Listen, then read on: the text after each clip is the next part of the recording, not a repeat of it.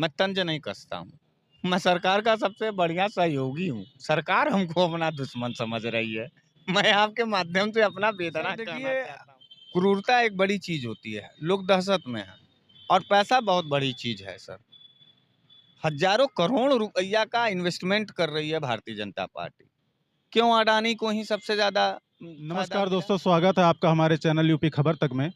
आज हमारे साथ जो शख्स हैं, आप देखकर ही पहचान चुके होंगे, इतना वायरल हो चुके हैं ये। इनको किसी पहचान की ज़रूरत नहीं है, लेकिन फिर भी आपको एक बार हम आप दर्शकों को परिचय अपना। मेरा नाम हरीश मिश्रा है। मुझे बनारस वाले मिश्रा जी के नाम से लोग जानते हैं और आप लोगों का स्नेह प्यार मिलता रहता है। बस यही बहुत काफ़ी है हमारे पहचान। मिश्रा जी, लोगों में एक चर्चा है आपके विषय में कि आप लगातार मौजूदा सरकार पर तंज कसा करते हैं, ऐसा क्यों? सर लोगों में भ्रम है। मैं तंज नहीं कसता हूँ। मैं सरकार का सबसे बढ़िया सहयोगी हूँ। सरकार हमको अपना दुश्मन समझ रही है। मैं आपके माध्यम से अपना वेदना कहना चाहता हूँ। देखिए एक बात हम आपको बताएं, सबसे अच्छा मित्र कौन होता है? जो आपकी निंदा करता है, जो आपको बचाना चाहता है। योगी मोदी जी में और पूरे भारतीय जनता पार्टी में एक अजीब तरीके का रोग है। जब उनकी कोई कमी आप बताएंगे ना, वो छनछना जाते हैं, वो गुस्सा आ जाते हैं। जबकि मित्र वही अच्छा होता है जो आपके सारे कमियों को बताए, आप उसको दुरुस्त करिए, आगे बढ़िए। लेकिन वो ये चीज़ नहीं करते हैं। दूसरी बात हम आपको बता दें, मैं पॉलिटिकल लेवल पर सन 2002 से हूँ, छात्र राजनीति से मैं आया हूँ। और 2002 में किसकी सरकार थी? यहाँ समाजवादी पार्टी का सरकार का गठन हुआ और सेंट्रल में ठीक 2 साल के बाद जो है कांग्रेस पार्टी का सरकार। मेरे पास पेपर कटिंग है सर। जितना ये भाजपा वाले इस बनारस के सवालों पर, गरीब किसानों बुनकरों के सवालों पर चक्का जाम नहीं किए, मुकदमा नहीं झेले, जितना बार वो जेल नहीं गए, उसका ज्यादा रिकॉर्ड हमारे पास है। नहीं, आप तो जो कह रहे हैं चलिए मान लेते हैं बात, लेकिन लगातार सरकार मैं रिपीट हो रही सत्ता के है। खिलाफ रहता हूँ। लगातार सरकार रिपीट हो रही है, अगर जनता को वाक़ई में इनसे तकलीफ़ है, तो ये जो बार-बार सरकार क्यों आती? सत्ता में क्यों आ रही? सर देखिए, क्रूरता एक बड़ी चीज होती है, लोग दहशत में हैं और पैसा बहुत बड़ी चीज है सर। हजारों करोड़ रुपया का इन्वेस्टमेंट कर रही है भारतीय जनता पार्टी। क्यों अडानी को ही सबसे ज़्यादा फायदा मिला इस देश के अंदर? क्योंकि अडानी जी मोदी जी के सबसे खास मित्र हैं और उनका अंडर टेबल यही सेटिंग है कि तुम हमारी सरकार बनवाओगे और हम तुमको इस देश की सारी संपत्ति देंगे। तो दो दोस्त हैं सर और नहीं, रात आपको यही चल रहा है। आपको क्या लगता है जो किसानों के लिए इन्होंने मूलभूत सुविधाएँ शुरू करी हैं, क्या 5 किलो राशन और 2000 रुपए, अगर उनको फ़ायदा मिल रहा है तभी तो ये लोग वोट दे रहे हैं। सर, ये भीख हुआ, ये अब कुछ योजना भी क नहीं। आप कुछ भी कह सकते हैं, लेकिन नहीं, ये फ़ायदा भीख उनको। हुआ। आप हमको हमारा एमएसपी दीजिए ना, हमारे उस पे। अभी देखिए गेहूं की कटाई होने जा रही है, हम लोग गए वहां पर, क्रय केंद्र पे ताले लटके हुए हैं, ना कोई बाबू है और अभी तक कोई रेट भी नहीं तैयार किया गया है। एमएसपी देने से नहीं है। 700 किसान मर गए, मोदी जी के ही देश के थे वो किसान, उसको खालिस्तानी कहा गया। हम लोग रोजी रोजगार के सवाल में मानते हैं तो हम लोगों को जो है देशद्रोही कहा जाता है।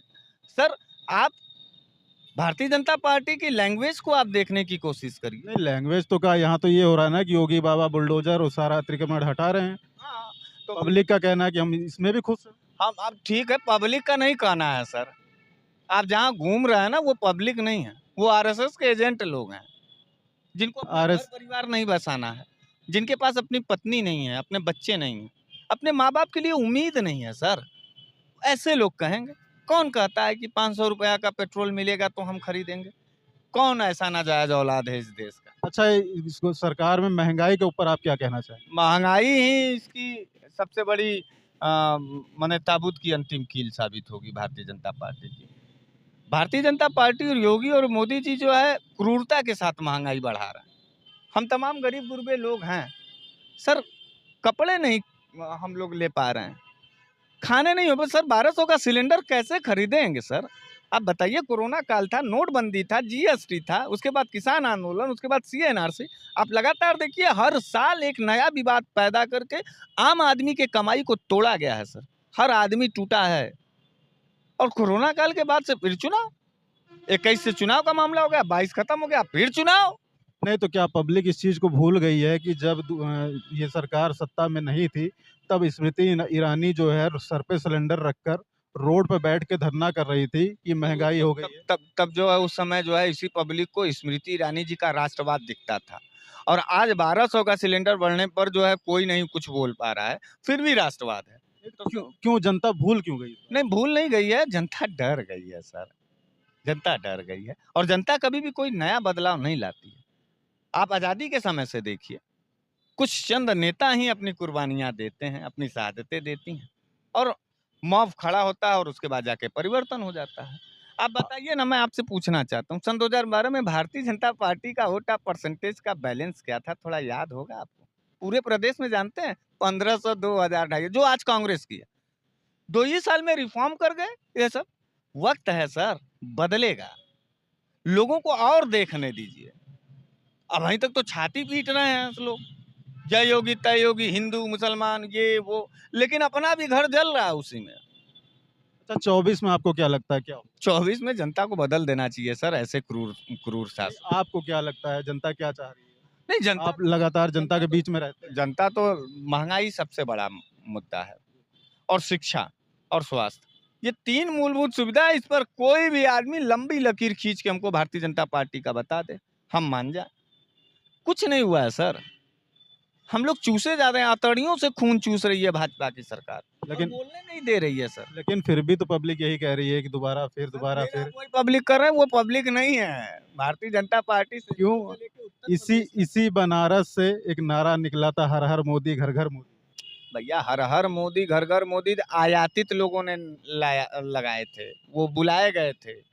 जैसे मोदी जी का कभी भी सभा होगा या योगी जी का, तो आप देखिएगा जो बसें आती हैं उसका नंबर देखिएगा, कभी देखिएगा पत्रकार जी। और जो लोग भी यहाँ देख रहे हैं उनसे भी मैं कहना चाहता हूँ कि कितनी बसें आती हैं, उसमें कहाँ कहाँ के लोग होते हैं, कभी काउंट तो करिए सर। पैसे पर बुलाए जाते हैं सर, भाड़े के टट्टू हैं सर, और वो भी अपने संगठन के लोगों को बुलाया जाता है। कहाँ कहें कि वहाँ चलो, वहाँ जो है बैठना है, बोलना है। तमाम ऐसे उनके सभा का महिलाएं रोती हुई बिलखती हुई दिखाई देती, खाने को नहीं मिलता। सर ऐसी कोई मामला नहीं, जनता नहीं है सर, वो आरएसएस के एजेंट हैं, वो भारतीय जनता पार्टी का पदाधिकारी है, तो वो छाती पीट रहा है उसके सरकार के खिलाफ। आप कुछ कहेंगे तो आप भाजपा वालों से बच के रहिए, भाजपा वाले पत्रकारों को बहुत पीट रहे हैं। नहीं, नहीं, ऐसी कोई बात नहीं है। बाकी देखिए, दोस्तों ये हमारे साथ थे बनारस वाले मिश्रा जी। हमारे चैनल के माध्यम से कुछ दर्शकों को कहना चाहिए? नहीं, मैं तमाम दर्शकों से कहना चाहता हूं कि यूपी खबर तक को सब्सक्राइब करिए, इनके सारे हौसले को बुलंद करिए, क्योंकि जो गोदी मीडिया है वो आपको सिर्फ और सिर्फ सत्ता पक्ष की कहानी बताएगी। चंद लोग ऐसे लोग हैं जो अपने घरों को छोड़ करके सच्ची पत्रकारिता कर रहे हैं। रात बज रहा है, 9 बज रहा है, ये लखनऊ से गाड़ी से आए हैं बेचारे, अपना घर परिवार छोड़े हैं। क्यों आए हैं? आपके सवाल पर हमारे सवाल को जानने के लिए। ऐसे लोगों के चैनल को सब्सक्राइब करिए, आगे बढ़ाइए, और इनकी उम्मीदों को ज़्यादा से ज़्यादा मजबूत करिए। इसी उम्मीद के साथ जय हिंद, जय भारत, इनकलाब जिंदाबाद। नमस्कार, मैं आरवी यादव, यूपी खबर तक।